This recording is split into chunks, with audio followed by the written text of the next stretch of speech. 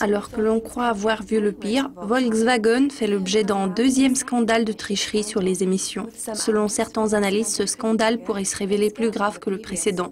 Des enquêtes approfondies ont montré que le constructeur automobile allemand avait rencontré d'importants problèmes concernant les émissions de dioxyde de carbone. Les émissions de CO2 sont d'une grande importance pour les consommateurs en raison du lien évident entre les émissions de CO2 et la consommation de carburant.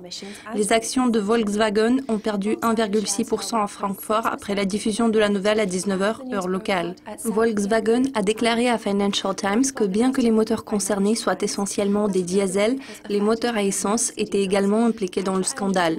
C'est la première fois qu'on détecte les défauts en termes d'émissions de gaz dans les véhicules à essence.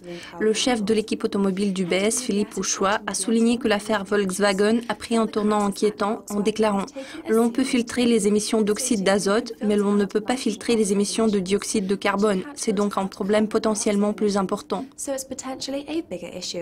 La question que chacun se pose est de savoir si ce scandale coûtera aussi cher pour le constructeur automobile allemand que la provision de 6,5 milliards d'euros dans ses comptes en septembre.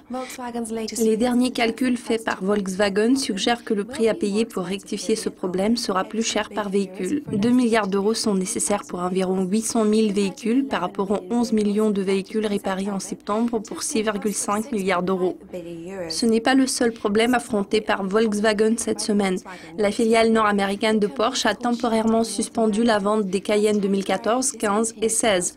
Cette suspension volontaire des ventes intervient après que la société a fait l'objet de critiques du côté des régulateurs américains pour violation du Clean Air Act. Porsche a fait une déclaration publique suivante. « Nous travaillons intensément à résoudre ce problème dès que possible. » La déclaration faite par Volkswagen n'a fourni aucune information sur l'endroit où les véhicules concernés ont été distribués et vendus, ainsi que sur les marques qui ont été touchées. Cependant, cela semble être insuffisant pour détourner les consommateurs de la marque. Volkswagen a rapporté la hausse des ventes pendant le premier mois complet depuis l'éclatement du scandale. Les ventes d'octobre ont vu une augmentation de 0,24% d'année en année.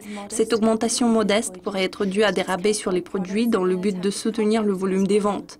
Ainsi, seul le temps dira comment les consommateurs vont réagir à l'histoire du constructeur automobile allemand. C'est tout pour le moment, mais restez avec nous tout au long de la semaine pour plus de mises à jour financières préparées par l'équipe de Yucascopy TV. Au revoir.